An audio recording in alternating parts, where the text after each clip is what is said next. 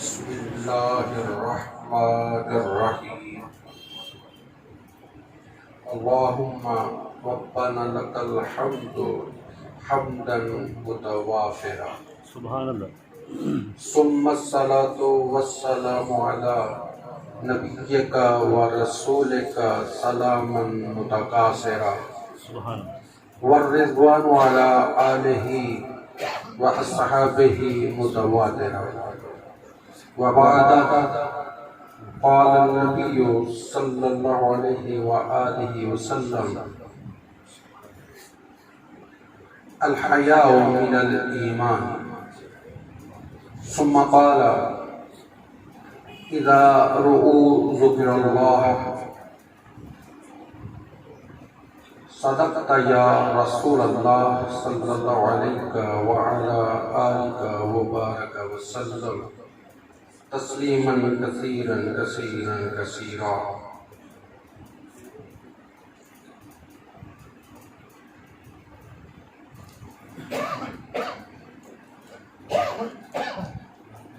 رب ذوالجلال جل وعلا خالق و مالک کا بے حد شکر ہے، اور اس شکر پہ جتنا شکر کیا جائے اتنا کم ہے اللہ. کہ اس رب قدوس نے ہمیں دو خوبیاں عطا فرمائی. پہلی انسان بنایا، پھر انسان بنا کے مسلمان بنایا. سبحان اللہ. واہ واہ. اور تعالیٰ میں کچھ بھی بنا دیتا ہم نے کیا کر لینا تھا، جس کو جو بنا دیا اس نے کیا کر لیا. ایک مثال عرض کرتا ہوں. کالے رنگ والے کو یہ بڑا وہم ہوتا ہے، بڑی کوشش ہوتی ہے کہ میرا رنگ گورا ہو جائے. ہزارہ حربے کر کے وہ اپنی سکن تو خراب کر لیتا ہے مگر رنگ کو گورا نہیں کر پاتا. جیسا بھی جس کو اس باری تعالیٰ نے بنا دیا وہ اس کے آگے بے بس ہے، مجبور ہے، کچھ نہیں کر سکتا. مگر ہم اس کے بے حد مشکور ہیں کہ اس نے ہمیں یہ دو خوبیاں دی کہ ہم انسان بھی ہیں اور مسلمان بھی ہیں. سبحان اللہ. بے شک. انسان کا پہلا خاصہ کیا ہے کہ وہ باشعور ہوتا ہے، بے شک. اور مسلمان کا پہلا خاصہ کیا ہے، وہ باوفا ہوتا ہے. واہ واہ. انسان باشعور اور مسلمان باوفا. انسان بے شعور نہیں، مسلمان بے وفا نہیں. واہ واہ واہ. بتقاضۂ بشریت یہ دنیا خیر و شر کا ایک سٹیج ہے جس میں خیر و شر اپنی ابتدا سے مار کا آرا ہے، مگر غالب ہمیشہ خیر ہی رہی ہے. بے شک. شر گو کے اپنے گندے چھیٹے ڈالتی آئی ہے مگر آ کر مغلوب ہوئی ہے. تو آج موضوع تصوف اور سیدنا عثمان ذو النورین رضی اللہ عنہ کا ہے. سبحان اللہ. یہ چٹ آئی غدیر کے حوالے سے، تو انشاءاللہ اظہر شاہ صاحب قبلہ ہمارے بڑے کرم فرما ہے، تو موضوع پہلے ہی اور طرح کا ہے، وقت کی بھی نزاکت ہے، اور غدیر کے موقع کے لیے ایک لمبا ٹائم چاہیے. وہ انشاءاللہ موقع بنا تو ضرور بیان کیا جائے گا. پہلے جو موضوع طے کیا گیا تھا وہ تھا تصوف. بعد میں کل شکیل شاہ صاحب قبلہ کے یاد دلانے پہ سیدنا عثمان غنی رضی اللہ عنہ، اب پھر اگلا بھی ایک تیسرا موضوع ایڈ کر لیا جائے تو پھر وہ وقت کی نزاکت ہے. پھر اب ورکنگ ڈے بھی ہوتا ہے، کئی لوگوں کا انہوں نے کام کاج پہ بھی جانا ہوتا ہے. پھر زیادہ گفتگو کا کچھ فائدہ نہیں ہوتا جب تک کوئی بات سمجھ نہ آئے. بے شک. تو دو حدیث مبارکہ آپ کے سامنے پڑھنے کا شرف پایا. کریم نے فرمایا الحیاء من الایمان. سبحان اللہ. حیا ایمان سے ہے، حیا ایمان سے ہے. یہ حضرت सैयदना उस्मान गनी ज़ुन्नैन रज़ियल्लाहु अन्हु का अजीम ताज है, सुभान अल्लाह, अजीम ताज। सुभान अल्लाह, वो के सब सहाबा और सब अहले ईमान हया की दौलत से बहरामंद हैं, लेकिन हया की शहनशाही का ताज मेरे उस्मान के सर वाह पे वाह सजा। वाह वाह, सुभान अल्लाह, जिसके लिए आका करीम ने फरमाया कि फरिश्ते मेरे उस्मान से हया करते हैं। एक दफा आका करीम तशरीफ फरमा से ये पिंडली से जरा सा तहमद हिला हुआ था। अबू बकर आए, सरकार ने कोई रद्द-ए-अमल न दिया। उमर फारूक आए, सरकार ने कोई रद्द-ए-अमल न दिया। मौला मुर्तजा आए, सरकार ने कोई रद्द-ए-अमल न दिया। मगर जब उस्मान आए तो सरकार ने जल्दी से समेटा। हाय हाय हाय, पूछने वाले पूछते हैं आका ये क्या मामला क्या है? उनके आने पे कुछ रद्द-ए-अमल न दिया, जल्दी से समेटा। फरमाया मेरे हया उस्मान का वो हया है जिससे फरिश्ते हया करते हैं, तो मैं क्यों ना करूं। वाह वाह वाह वाह वाह, तो हया के बारे में फरमाया कि हया और ईमान का वो साथ है, दोनों से अगर एक हट जाए तो दूसरा खुद चला जाए। बेशक, अल हया मिनल ईमान, हया ईमान से है। और दूसरे को फरमाया हया मिनल ईमान, हया ईमान से, वल ईमान मिनल हया, और ईमान हया से है। और दोनों में से अगर एक उठ जाए तो दूसरा अज खुद चला जाता है। बेशक, यहाँ कोई झगड़ा हो ना जरा ऐसा, तो अगला बंदा जीत हो तो कहा जाता है हया का।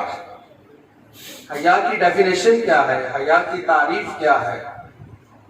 ये कोई नंगे फिरना बेहयाई नहीं है, ये बेहयाई का एक छोटा दर्जा है। सबसे बड़ी बेहयाई ये है कि किसी के हिफ्ज़े मरातब उसके दर्जे का लिहाज न किया जाए। हाय हाय हाय हाय, सबसे बड़ी बेहयाई है। और सबसे बड़ा हया ये है कि जिसकी जो शान है उसको मिनोवन तस्लीम किया जाए। वाह। जिसका जो मुकाम और मर्तबा है, बड़े को बड़ा माना जाए, छोटे को छोटा समझा जाए, लेकिन उसको छोटा किया ना जाए। वाह वाह वाह, बात पे जरा गौर कीजिएगा कि छोटे को छोटा समझा जाए, उसको छोटा किया ना जाए। अगर वो भी कभी बड़ी बात करे तो उसको माना जाए। वाह वाह। ये हया है। सुभान अल्लाह, वो उस्मान, ये करबला की दास्तान, ये पानी का बंद किया जाना, ये कोई नई बात नहीं था करबला में। सबसे पहले तारीख में जिस पे पानी बंद किया गया वो उस्मान था, हाय हाय हाय, जिसके खरीदे हुए कुआं से पूरी उम्मत और पूरी इंसानियत पानी पिया करती थी। वाह वाह वाह, बेशक, मदीना तैयबा में पानी पीने को नसीब नहीं था तो उस्मान कुएं वक्फ किया करते थे। अल्लाह, मगर अल्लाह का अमर क्या है? अल्लाह का अमर यह है कि अब उसके लिए पानी नसीब नहीं। हाय, यह है क्या इसमें फलसफा? तसव्वुफ की रूह इसको किस तरह से देखती है? तसव्वुफ वो राह है जो बंदे को खालिक से मिलाने में देर नहीं करती। वाह वाह वाह वाह वाह, मुश्किल जरूर है, सुभान अल्लाह, क्या बात, तसव्वुफ की राह मुश्किल जरूर है, मगर बहुत जल्द बंदे को रब से मिलाती है। बेशक, सुभान, जितना दिल में खुलूस होगा, जितना नीयत में खुलूस होगा, उतनी जल्दी ये विसाले यार का बायस बनता है। वाह वाह वाह, ये इंसान, और इस मरहले में रब ताला ने क्या फरमाया सूफिया के लिए, वो भी मैंने दूसरी हदीस पढ़ी, इज़ारू ज़ुकिरल्लाह, जब उनको देखा जाए तो अल्लाह याद आ जाए। सुभान अल्लाह, ये तर्जुमा भी ट्रांसलेटर्स ने किया और अपनी जगह पे।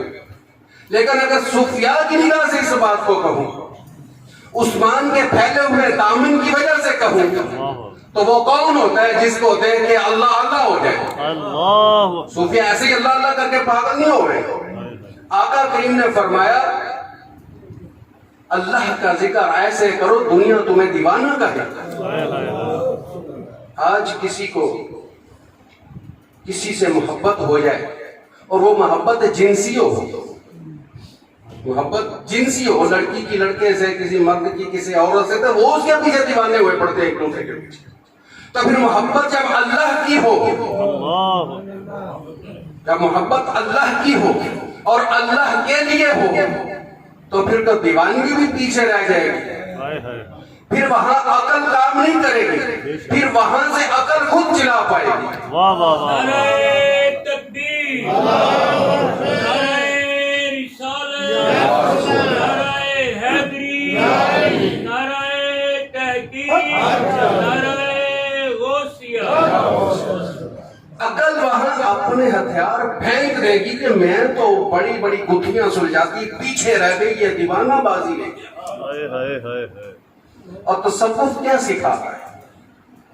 یہ مجددیوں کی محفل ہے، اور شیخ مجدد رحمہ اللہ اعلی اللہ مقامہ فی الجنہ سبحان اللہ یہ خصوصاً نقش بندیوں اور چشتیوں کے تو پیشوا ہے۔ واہ واہ واہ تو اس سلسلے میں تصوف کی بات ہو اور صحابی رسول کا ذکر ہو اور صحابہ کی اہمیت اگر میں اپنے لفظوں میں بیان کروں تو شاید سمجھا نہ سکوں۔ بے شک شیخ مجدد رحمہ اللہ کا واقعہ پیش کر۔ واہ واہ ایک دفعہ ریاست سمانہ کے قاضی نے عید کا خطبہ پڑھا، اس میں صحابہ کرام خلفائے راشدین کے نام نہ پڑے۔ حضرت شیخ رحمہ اللہ کو اس کی خبر ہوئی تو آپ بڑے بے چین ہوئے، حتیٰ کہ بخار چڑھ گیا۔ دیکھنے والا دیکھتا ہے اور پوچھتا ہے کہ حضرت بات کیا ہے، آپ اس بے چینی میں اس قرب میں کیوں مبتلا ہیں؟ اکبر کی جیل تھی، تکالیف کی اما جگہ تھی، وہاں تو آپ کی طبیعت اس حد تک پریشان نہ ہوئی، اب ماجرا کیا ہے؟ فرماتے ماجرا یہ ہے، اگر تو نے میرا درد پوچھا ہے تو بتاتا ہوں۔ واہ واہ واہ مکتوبہ شریف میں یہ مکتوب موجود ہے حضرت کا۔ فرماتے مجھے خبر ملی ہے کہ ریاست سمانہ کے قاضی نے خطبہ میں صحابہ کرام و خلفائے راشدین کے نام نہیں پڑھے۔ ہائے ہائے ہائے آپ نے ان کو خط لکھا، وہاں کے ریاست سمانہ کے قاضیوں کو، وہاں کے سادات کو، وہاں کے بالیوں کو، وارثوں کو، امراء کو خط لکھے کہ اس کو پوچھو اس کو کیا تکلیف ہے۔ یہ الفاظ ہے اس کا، تو کیا تکلیف ہے، اس کو کیا پریشانی ہے، کیا اس کے عقیدے میں رفض تو نہیں، اس کے عقیدے میں کوئی خرابی تو نہیں، صحابہ کے لیے بغض تو نہیں کہ اس نے صحابہ کے نام نہیں پڑھے۔ واہ واہ وہ جواب کیا دیتا ہے؟ وہ قاضی جواب دیتا ہے کہ مجھے کوئی صحابہ سے بغض نہیں، لیکن ہوا ہے کہ اتفاقیہ نہیں پڑے گی، اتفاقیہ غلطی کسی سے بھی ہو سکتی ہے۔ تو اس کے جواب میں شیخ کیا پڑھتے ہیں؟ جواب میں پھر شیخ خط لکھتے ہیں، فرماتے ہیں کہ ایسے شخص کو اہل سنت کی مسجد کا امام نہیں ہونا چاہیے۔ ہائے ہائے ہائے ہائے ہائے ایسے شخص کو اہل سنت کی مسجد کا پیش نماز اور خطیب نہیں ہونا چاہیے، اس کو کئی رافضیوں کے ڈیرے میں جانا چاہیے، ہمارے ایسی گنجائش نہیں۔ اور جب تک یہ معاملہ سلجھایا نہیں جاتا میری طبیعت بھی اطمینان و سکون نہیں آئے گا۔ ہائے ہائے ہائے اور ان صحابہ میں وہ صحابی ہیں سیدنا ایک عثمان غنی رضی اللہ عنہ وارضہ، اللہ ان سب پہ راضی ہوا اور ہم سب ان پہ راضی ہیں۔ بے شک سبحان ان کی شان کا اندازہ غیرت کے معیار میں سب سے بڑی غیرت کس کی ہوتی ہے؟ بیٹی کی ہوتی ہے، بے شک بہن کی ہوتی ہے۔ آقا کریم نے ایک بیٹی عطا فرمائی، وہ وصال کر گئی تو دوسری عطا فرما دی، سبحان اللہ اور پھر کیا فرمایا؟ میں اگر میری 100 بیٹیاں ہوتی تو یکے بعد دیگرے میں عثمان پہ نچھاور کرتا جاتا۔ واہ واہ وہ عثمان جس پہ آقا اپنی غیرت نچھاور کر رہے ہیں، اپنی لاڈلی بیٹیاں نچھاور کر رہے ہیں، کہ اس دنیا کا کوئی بندہ یا آج کا کوئی فرد واحد ان کے مقام و مرتبے کو پہچان سکتا ہے؟ نہیں ہم سے مان سکتے ہیں، پہچاننا ہماری ذمہ داری نہیں، ہمارا کام فقط ماننا ہے۔ بے شک اور ماننے کے لیے کیا چاہیے؟ مانتا وہی ہے جس کا قلب سلیم ہو، عقل سلیم ہو، ذہن پاکیزہ ہو۔ واہ واہ واہ اور یہ ذہنی پاکیزگی کے لیے صوفیہ کرام کا راستہ بہترین راستہ ہے۔ سبحان اللہ یہی ایک تصوف کی راہ ہے جو جسمانی طہارت کے ساتھ ساتھ قلبی طہارت عطا کرتا ہے۔ بے شک بے شک شیخ کیا کرتا ہے؟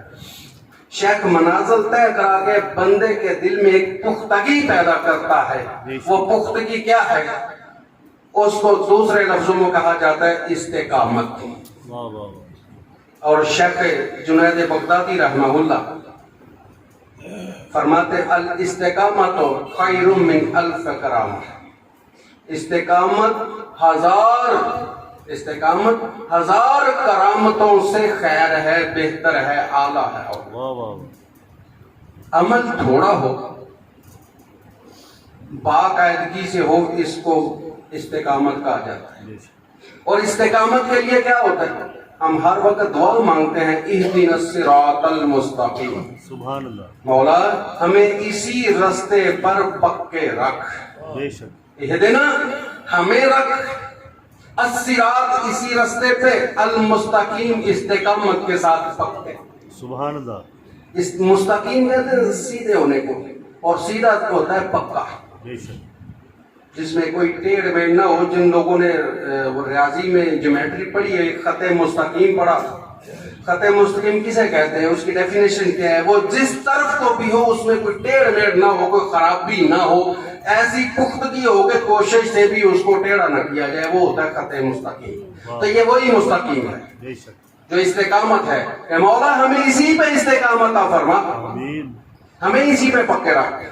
اچھا وہ کیا ہے؟ خود اسی رستے کے ہم آگے دعا بھی کر رہے ہیں، اور وہ رستہ ہمیں رب تعالیٰ نے خود تعلیم فرمایا، بے شک صراط الذین انعمت علیہم، مولا وہ رستہ جن پر تو نے انعام فرمایا۔ سبحان اللہ اس لفظ پہ ذرا غور کر لیں، بعد میں جلد بازی میں اور پروننسیشن تلفظ کی غلطی میں لوگ نا انعام کہہ دیتے۔ انعام کا مطلب ہوتا ہے چوپائے جانور ڈنگر، انعام اور انعام کا مطلب ہے نعمتیں، سرفرازیاں، عطائیں۔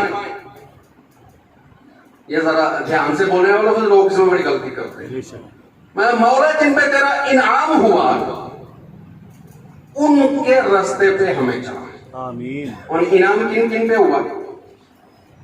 سب سے پہلے انعام ہوا انبیاء کرام پہ، بے شک ان کو نبوت اور رسالت عطا ہوئی۔ بے شک انبیاء کرام کے بعد صدیقین و شہداء اور صالحین۔ سبحان اللہ صدیقین انبیاء اور صالحاء کا سلسلہ تو بند ہو گیا، ان کے فیض و برکات اتنے ہیں کہ قیامت تک جاری رہیں گے۔ انشاءاللہ ختم نبوت کے بعد صدیقین، شہداء اور صالحین کا مرتبہ آیا۔ اور صالحین کون ہوتے ہیں؟ وہ وہی ہوتے ہیں جو تصوف کی کسوٹی سے اپنے آپ کو رگڑ مان کے اسٹیج پہ لے جاتے ہیں، ہائے ہائے ہائے واہ واہ اور پھر ان کا مقام و مرتبہ کیا ہوتا ہے؟ وہی عثمان غنی وقت کا حاکم تھا، وہ ان کو فوج کشی کا بھی حکم دے سکتا ہے، ان کو قتل کر دو۔ لیکن صوفیہ میں سب سے بڑی خوبی کیا ہوتی ہے؟ حلم و حیا۔ سبحان اللہ کیا ہوتی ہے؟ علم و حیا حلم و حیا۔ اور وہ حلم و حیا کا منبع جنہوں نے آقا کریم سے سب سے زیادہ حلم و حیا حاصل کیا، وہ سیدنا عثمان ذو النورین سبحان رضی اللہ عنہ۔ ان کا حال کیا تھا؟ ان سے زیادہ حلیم اس دنیا میں کوئی نہیں دیکھا گیا نبی کریم کے بعد صلی اللہ علیہ وسلم۔ خلافت تیسری کا وقت آیا نا، تو حضرت عمر کو یہ مشورہ ملا۔ حضرت عمر کیا فرماتے رضی اللہ عنہ؟ فرماتے عثمان تو آقا کا داماد ہے، اللہ آقا کی تیرے لیے بڑی محبتیں تھی بے شک اور تیری بڑی خدمات ہیں، واہ واہ لیکن مجھے ڈر ہے کہ تیری طبیعت کی نرمی، تیرے طبیعت کا اتنا زیادہ حلیم ہونا کہیں فتنے کا باعث نہ بن جائے۔ اللہ لیکن حلیم وہ دولت ہے کہ عثمان نے حکومت تو قربان کر دی، جان تو قربان کر دی، لیکن حلم و حیا بچا لیا، سبحان اللہ واہ واہ علم و حیا بچا لیا۔ آج کوئی صوفی، کوئی غوث، کوئی قطب، کوئی ابدال، کوئی درویش، جب تک اس میں علم اور حیا نہ آئے، وہ لاکھ نمازیں پڑھے، کروڑوں عمرے کرے، زندگی بھر حج کرے، قربانیاں کرے، بڑے سے بڑی نیکیاں کرے، اگر اس میں علم اور حیا نہیں تو وہ صوفی نہیں، بے شک وہ بزرگ قطب نہیں، وہ ابدال نہیں، وہ غوث نہیں۔ یہ بیس ہے، ہر چیز اپنی اساس پہ چلتی ہے، اور اساس، یہ بیس، یہ دیوار کی بنیاد ٹھیک نہیں تو بلڈنگ کبھی سیدھی نہیں ہو سکتی۔ تو یہ صوفیہ کا رستہ ہی رستہ ہے جو اس مخلوق کو احساس دلاتا ہے کہ تیرا ایک خالق ہے. بے شک. اور خالق کا عرفان جس کو صوفیہ عرفان الہی کہا کرتے ہیں وہ ہے کیا؟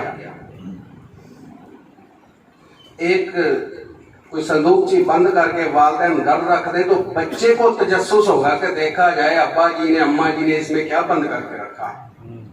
تو ہمیں اتنا احساس بھی نہیں کہ جس مالک نے ہمیں اتنا خوشنما بنایا، اتنا خوبصورت بنایا، تو ہمیں بھی اس کا دیدار چاہیے، ہمیں بھی اس کی جانب آرائی چاہیے. سیدنا موسیٰ علیہ نبینا علیہ السلام اسی تجسس میں کیا کہتے ہیں؟ رب ارینی، میرے رب مجھے اپنا جلوہ دکھا. اللہ. جواب کیا آتا ہے؟ لن ترانی. چلو اس کا ترجمہ کرتے ہیں ہرگز نہیں. یہاں یہ ترجمہ ہرگز نہیں والا نہیں. اللہ کا نبی ایسی خواہش نہیں کر سکتا جو رب تعالیٰ کے ہاں منظور نہ ہو، قابل قبول نہ ہو. اللہ کا نبی غلط خواہش نہیں کرتا. اس کا ترجمہ یہ نہیں کہ ہرگز نہیں، اس کا یہ ترجمہ ہے کہ ابھی نہیں. اللہ. کیا ترجمہ ہے؟ ابھی نہیں. ابھی نہیں. موسیٰ زیارت تو ہوگی مگر ابھی نہیں. ہائے ہائے. یہ صوفیہ اس گتھی کو سلجھاتے ہیں. کیا بات. ہر عالم ولی نہیں ہوتا، ہر ولی عالم ضرور ہوتا ہے، اور عالم نہ ہو تو ولی نہیں ہوتا. علم بنیاد ہے. بے شک. رب ذوالجلال نے فرمایا میرے محبوب میری بارگاہ سے علم کی کثرت مانگو.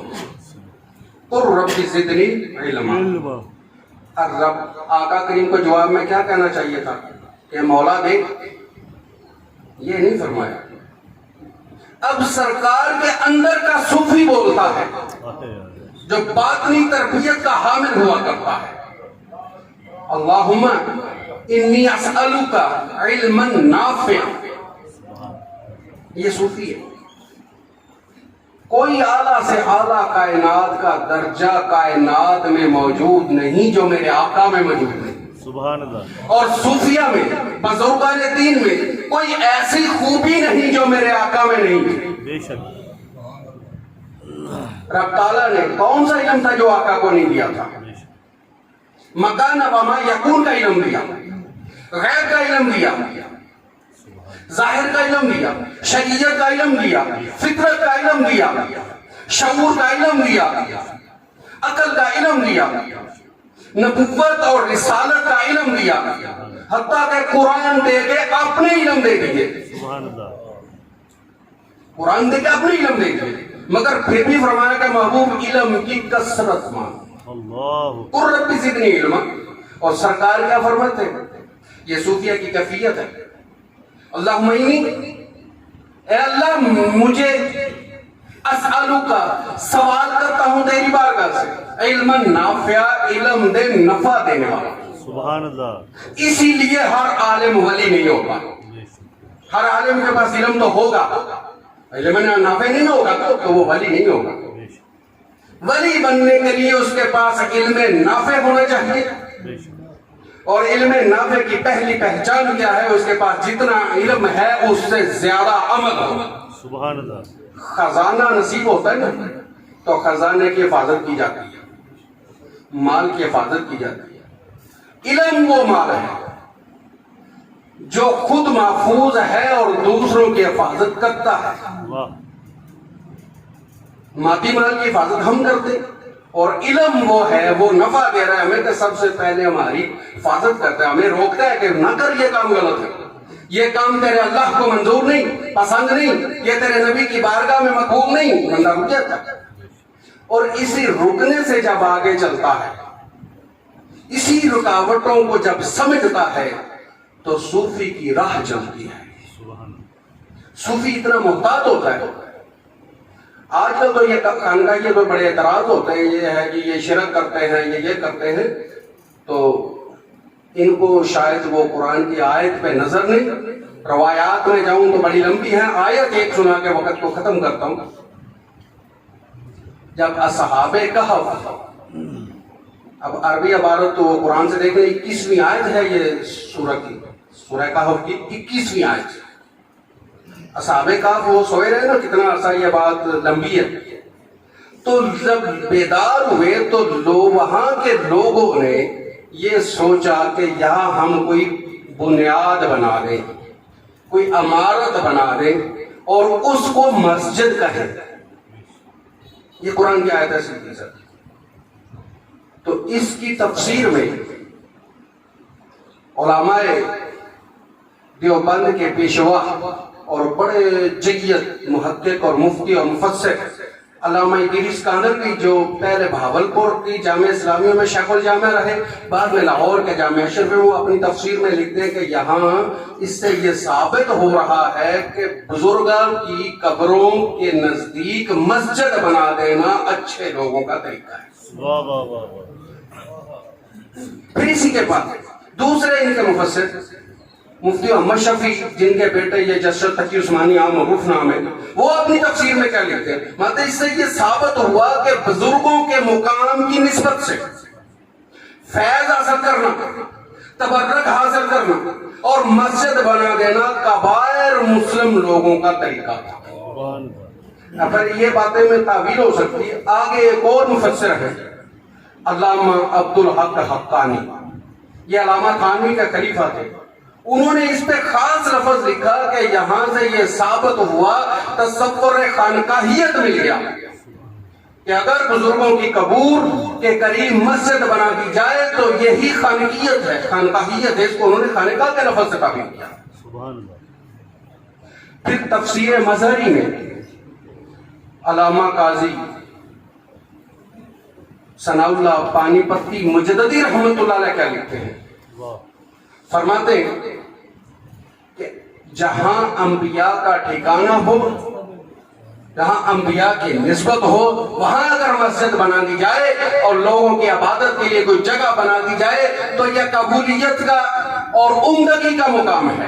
سبحان اللہ۔ تو باتیں یہ بہت لمبی ہیں۔ تو یہ صوفیاء کرتے کیا ہے؟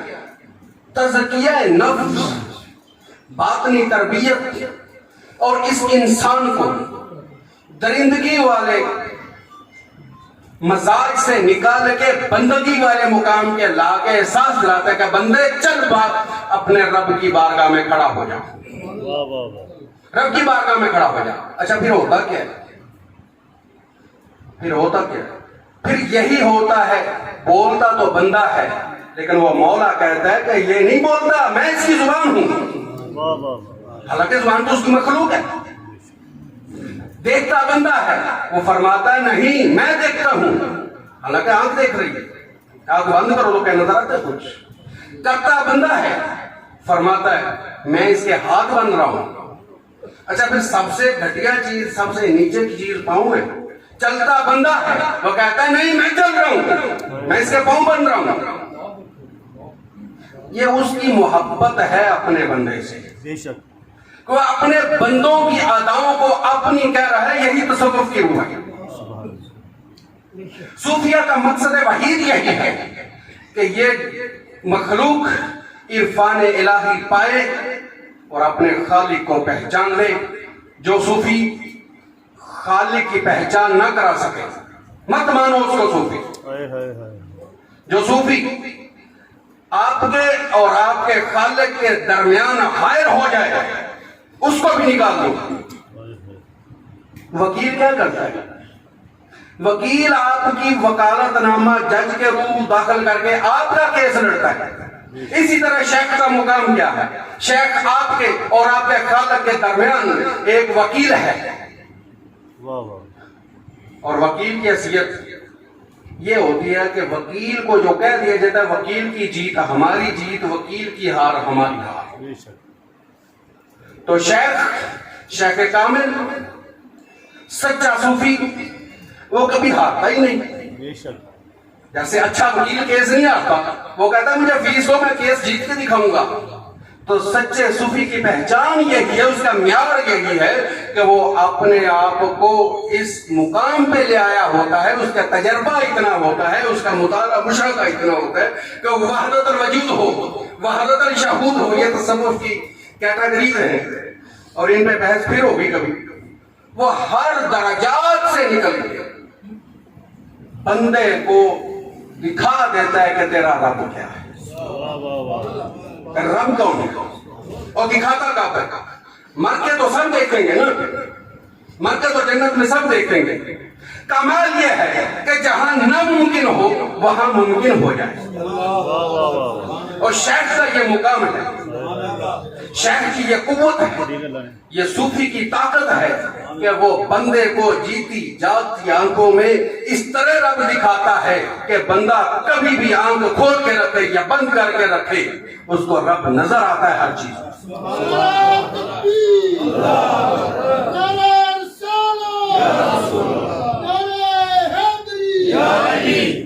اسی لیے صوفیہ میں سب سے بڑی خوبی ہے, جو پہلا سبق دیتے ہیں کہ اپنی میں مارو, اپنے اندر سے تکبر کو ختم کرو. تو رب تعالیٰ فرماتا ہے کہ تکبر میری چادر ہے, جو اس کو ہاتھ ڈالے گا میں اس کو اجاڑ دوں گا. ثابت یہ ہوا کہ ہماری بقا تکبر میں نہیں, ہماری بقا عاجزی میں ہے. اور صوفیہ عاجزی کا تو پرندہ ہوا کرتے ہیں, صوفیہ عاجزی کا تو ایک پہاڑ ہوا کرتے ہیں. واہ واہ واہ. اور آخری بات کروں, آقا کریم نے فرمایا عاجزی تم کرو. صوفیزم کیسے جنم لے رہا ہے؟ عاجزی تم کرو. اگر تمہاری عاجزی کرنے سے عزت میں کوئی کمی آ جائے تو کل قیامت کو مجھ محمد سے لے لینا. اور یہ انسانیت کی عظمت ہے, یہ انسانیت کی عظمت ہے. بچہ پاؤں رگڑتا ہے تو دنیا کا کون سا پانی آ رہا ہے؟ ابھی بچہ ہے, دنیا نہیں جانتی کہ اللہ کا نبی ہے, اور بطور نبی پاؤں نہیں رگڑے, بطور زبی پاؤں نہیں رگڑے, بطور بچہ پیاسے پاؤں رگڑے اس بارگاہ میں. تو جب یہ سب سے اعلیٰ ماتھا اس بارگاہ میں رگڑا جائے گا تو کیا نصیب نہیں ہوگا. یہی صوفیہ کا مشن ہے, یہی تصوف کی روح ہے. مزید انشاءاللہ اگلے درسوں میں جس طرح شاہ صاحب نے تشکیل دیا ہے وہ آگے کنٹینیو کیا جائے گا. تو دعا یہی ہے کہ جو کہا گیا, جو سنو گیا, رب تعالیٰ اس پہ ہمیں عمل کی توفیق کا فرمائے. وَمَا عَلَيَّ إِلَّا الْبَلَاغُ الْمُبِينُ.